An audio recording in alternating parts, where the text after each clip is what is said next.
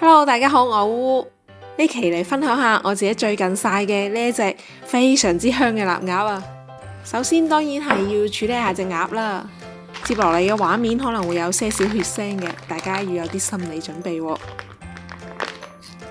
先將個鴨屁屁剪走佢啦，然之後喺最厚嘅嗰個胸肉嗰度就咁界一刀，再跟住用鉸剪剪，咁就好容易可以剪開佢啦。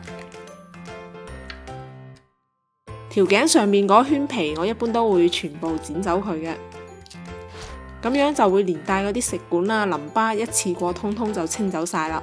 佢條鎖骨嗰度附近呢個位置呢，會有少少嘅淋巴，一定要清理乾淨喎。之後再到清理入邊嘅筋膜同埋嗰啲內臟等等，全部仔細咁樣清理乾淨之後呢，就可以攞去沖洗啦。洗乾淨之後要同隻鴨鬆下骨，整下形，令到成隻鴨可以盡量平整啲，好似啲整骨師傅咁，咔啦一聲將佢條脊骨撳平佢。然之後我會沿住條脊骨嗰度將佢嗰幾條肋骨剪斷，再沿住肋骨嘅邊邊呢度剪開啲，因為肋骨下邊呢係好厚實嘅胸肉，咁樣剪開少少嘅話會更容易可以醃製入味。靠近屁股嘅呢個位置我都會剪一剪佢嘅。最後就係隻鴨上邊呢個鎖骨嘅位置會有個關節，都剪佢一刀。整完之後你會發現成隻鴨舒展咗唔少啊，四四方方咁樣，就咁樣啦。整到佢平整四方嘅形態，咁就搞掂啦。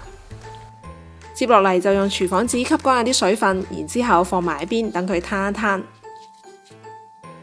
呢個時候呢，我哋嚟準備醃製隻鴨嘅嗰啲鹽。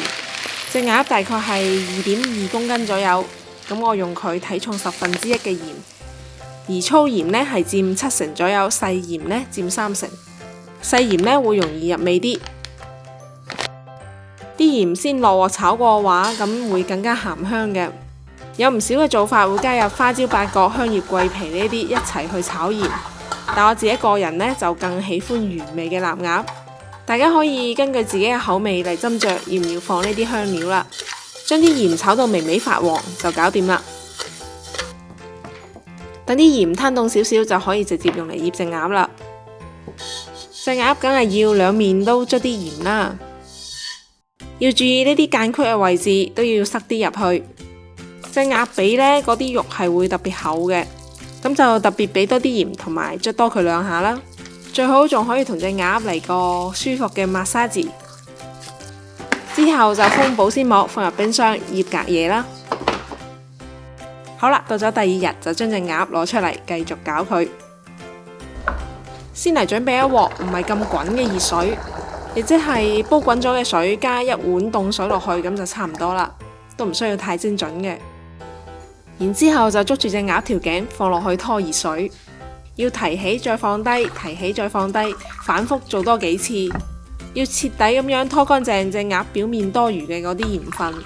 咁樣渌過隻鴨之後呢，個鴨皮會更加容易曬出油，曬出嚟嘅嗰個鴨皮亦都會更加香，更加好食。拖完熱水嘅鴨都要徹底咁樣吸乾啲水分佢。而家呢，嚟準備一啲高度嘅白酒，我用嘅呢主要係2曲酒。再加少量嘅玫瑰露酒入去增香，用呢個酒將隻鴨底面全部均勻咁樣塗一次。曬之前仲有一個步驟，就係要將隻鴨固定定型啦。唔係嘅話，隻鴨喺風乾嘅過程啲肉會收縮，咁樣就唔平整啦。傳統呢會用嗰啲粗啲嘅竹篾去撐開隻鴨去固定嘅。但係呢，烏烏有一個懶人嘅方法，就係用燒烤架直接夾住佢去固定，就係呢一種啦。係咪超級方便呢？好簡單，咁就可以將隻鴨固定平整啦。與其話我呢個視頻係同大家分享做臘鴨，倒不如話我最想分享嘅其實就係曬臘鴨嘅呢個自製嘅裝置啊！好多人唔想自己喐手去曬臘味，可能都係會因為驚啲烏蠅啦、昆蟲啦等等。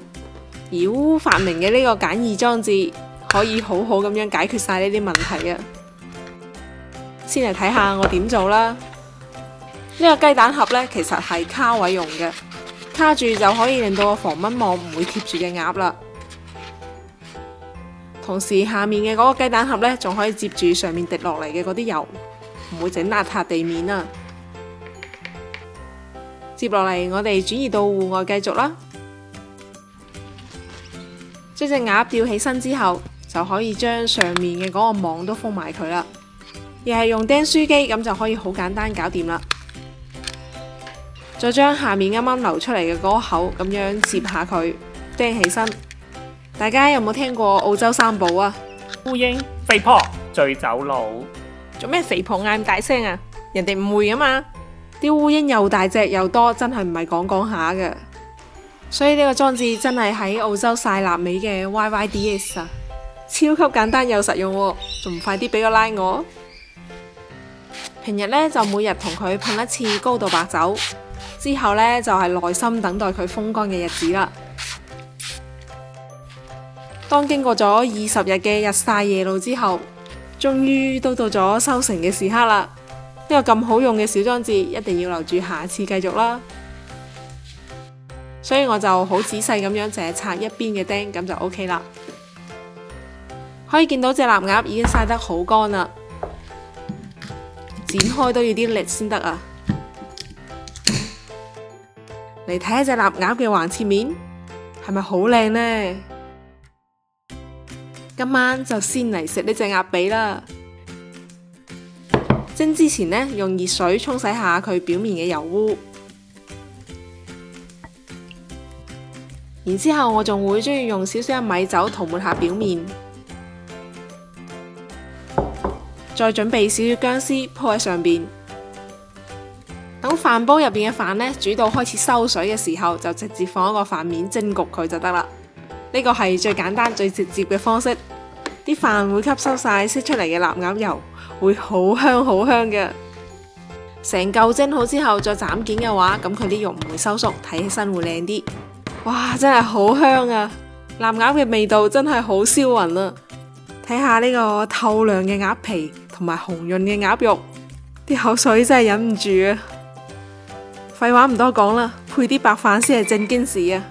哦，係啦，差啲唔記得講，曬臘味嘅最佳氣候係冬天風大日曬足嘅嗰啲日子啊，曬出嚟嘅臘味特別咁正啊！